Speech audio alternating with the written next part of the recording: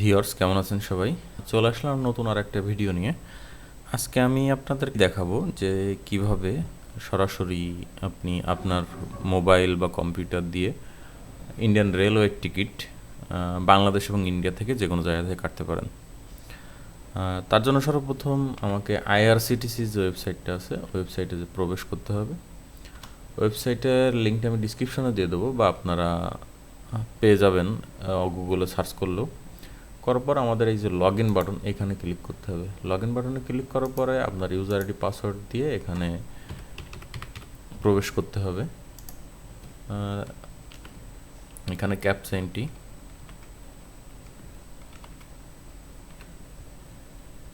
Sign in. Sign ইনে click করার পর আপনার এইখানে আপনি আপনার যে পার্সোনাল যে ইন্টারফেসটা আছে এটা এখানে দেখতে পাবেন। এখন আমি যে টিকিটটা বুক করব সেটা সার্চ করব। সাতটাগাছি থেকে চেন্নাইয়ের একটা টিকিট বুক করব আমি। আর এর তারিখটা হবে 19 জুন। এখন দেখি, এই যে দেখেন আমি এই ট্রেনটা টিকিট বুক করবো সাঁতরাগাছি এমএস স্পেশাল। হ্যাঁ, এমএস স্পেশাল মানে এটা একটা স্পেশাল ট্রেন। এখানে টিকিট অ্যাভেলেবেল আছে। এখানে যে দেখেন 3 টায়ারের টিকিট অ্যাভেলেবেল আছে। আমি এই টিকিটটাই বুক করব। এই টিকিটটা বুক করার জন্য আজকের টিকিটের ফেয়ারের সাথে আমি আপনাদেরকে এক একটা টিকিটে কেমন খরচ হয় সেটাও আমি আপনাদেরকে জানিয়ে দেওয়ার চেষ্টা করব। সে ধরুন এখানে 2015 রুপি আছে। এখানে যদি আপনি 2015 রুপি থাকে, আপনি যদি বাংলাদেশ থেকে বুকিং করেন সেক্ষেত্রে এর একটা চার্জ আছে 45 রুপি। 45 রুপির পরে এখানে আপনার 5% অ্যাড হবে।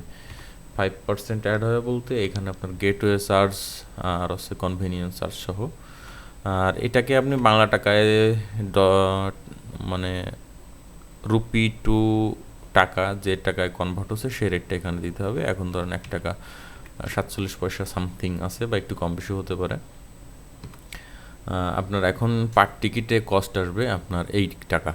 হ্যাঁ, এখন আমি টিকিট বুক করব, তার জন্য এখানে আমরা সিলেক্ট করব, করার পর বুক নাওতে ক্লিক করব। বুক নাওতে ক্লিক করার পর আমি যে টিকিটগুলো বুক করব, আমি কয়টা টিকিট বুক করব এখানে কিন্তু যদি আমি একাধিক টিকিট বুক করতে চাই তাহলে কিন্তু এখানে অ্যাডেড প্যাসেঞ্জার দিয়ে আপনার যে কজন নেবেন সেই কজন, আর যদি না চান তাহলে এখান থেকে ক্রস দিয়ে দিবেন এভাবে। আর এখানে একজনের নাম দিতে হবে। আপনার যে কয়জনের দরকার সেই কয়জন আপনি একসাথে এক টিকিটে 6 জনের বুক করতে পারবেন। 6 জন বলতে সেটা এক পরিবারও হতে পারে, তবে পার্সোনাল অ্যাকাউন্ট দিয়ে সবসময় আপনার ব্যক্তিগত বা নিজের টিকিটগুলো বুক করা বেটার, অন্যথায় অনেক সময় ঝামেলা পড়তে পারেন। এখন আপনার এখানে যারা আর কি টিকিট গ্রহীতা তাদের নাম দিতে হবে। এখানে মনে রাখবেন 16 ক্যারেক্টারের বেশি কিন্তু নেয় না। এখানে আপনি যদি বাংলাদেশি প্যাসেঞ্জার দিয়ে করেন তাহলে অবশ্যই তার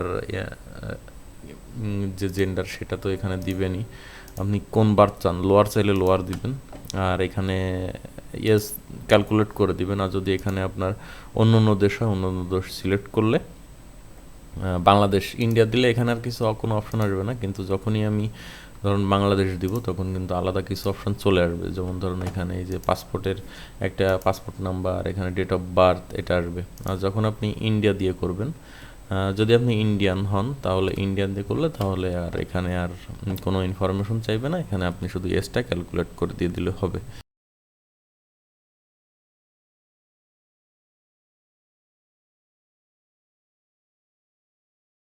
পরবর্তী ধাপে যেতে হয়। পরবর্তী ধাপে যাওয়ার আগে অবশ্যই আমাদেরকে ভালোভাবে ইনফরমেশনগুলো যাচাই বাছাই করে দেখতে হবে যে আসলে আমরা যে ইনফরমেশনগুলো দিয়েছি সেটাতে কোনো ভুল আছে কিনা, নামে ভুল আছে কিনা।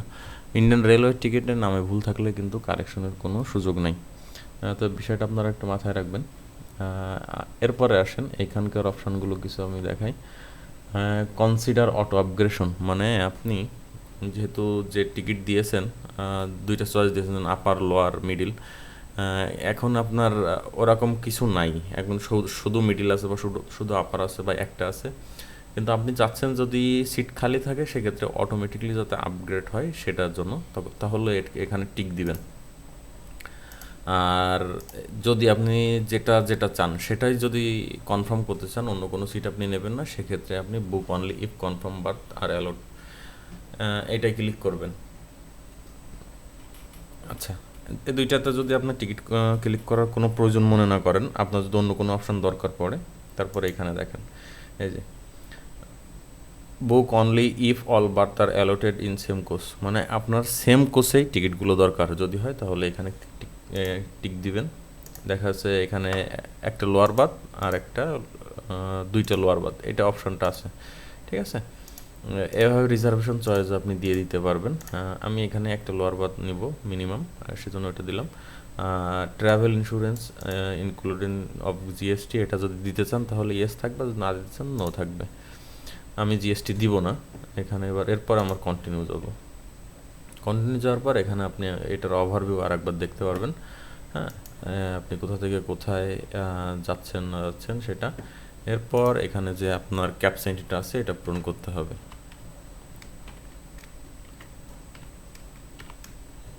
ক্যাপচা এন্ট্রি পূরণ করার পর কন্টিনিউ যাওয়ার পর এরপর আসবে আমাদের পেমেন্ট যে অপশানটা, সেই পেমেন্ট অপশানটা। এখান থেকে যে পেমেন্ট অপশান আছে, অনেকগুলো পেমেন্ট অপশান আছে, কিন্তু এখান থেকে আপনি যদি বাংলাদেশি কাস্টমার হন তাহলে কিন্তু আপনি সবটা দিয়ে পেমেন্ট করতে পারবেন না, আপনাকে মাল্টিপল পেমেন্ট সিস্টেমে যেতে হবে। এইখান থেকে আপনি পেমেন্ট করতে পারবেন। এখান থেকে যে পেমেন্ট গেটওয়েগুলো আছে, এই গেটওয়েগুলোর ভিতরে 3টা গেটওয়ে আপনার কাজ করে।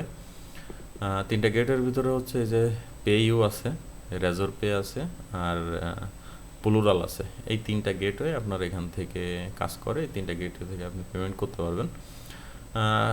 আপনার সুবিধা মতো আপনি যে কোনো জায়গা থেকে পেমেন্ট করতে পারবেন, আপনার যেটাকে সুবিধা মনে হয়। আমার এক এক সময় একটা সুবিধা মনে হয়, কখনো পে ইউ দিয়ে করি, কখনো প্লুরাল দিয়ে করি, কখনো রেজর পে দিয়ে করি। আমার কাছে যেটা সুবিধা মনে হয় আমি সেটা দিয়েই করি।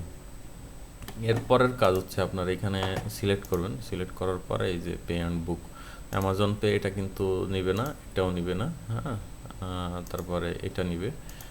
এখানে কিন্তু চার্জের কত উল্লেখ আছে দেখেন, এখানে যে 3.5% চার্জ হচ্ছে ইন্টারন্যাশনাল কার্ডের জন্য।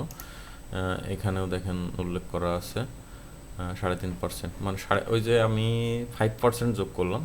3.5% হচ্ছে গেটওয়ে চার্জ, আর হচ্ছে ওর সাথে আরও কিছু চার্জ অ্যাড হয়, সেটা হচ্ছে ওই। এখন আপনি যে কোনো গেটওয়ে সিলেক্ট করার পর আপনার এখান থেকে এই যে এটা তো দেখেন দেওয়া আছে 3.5%। হ্যাঁ, তারপরে হচ্ছে আপনার এখান থেকে আসার পর সিলেক্ট করার পর এখানে আপনি পে অ্যান্ড বুকে যাবেন। পে অ্যান্ড বুকে যাওয়ার পর এখানে আপনার কার্ড নাম্বার দিতে হবে। কার্ড নাম্বার দেওয়ার পর এখানে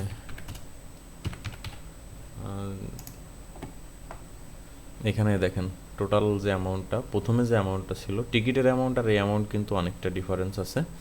আমি টিকিট করার পর আপনাদের দেখাচ্ছি। এখন আমার এই পেমেন্ট যেটা আসছে এইটার জন্য আমার ফোনে ওটিপি আসবে।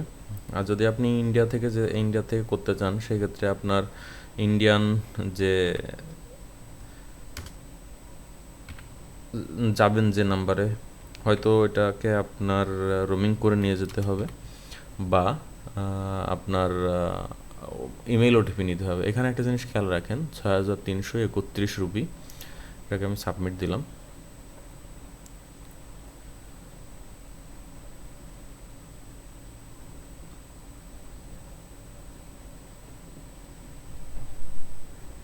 সাবমিট দেওয়ার পর এখন এখান থেকে আমি আপনাদেরকে যেটা দেখাই, দেখেন টিকিটে কিন্তু সেটা নেই, 6,080 রুপিয়া এখানে আছে।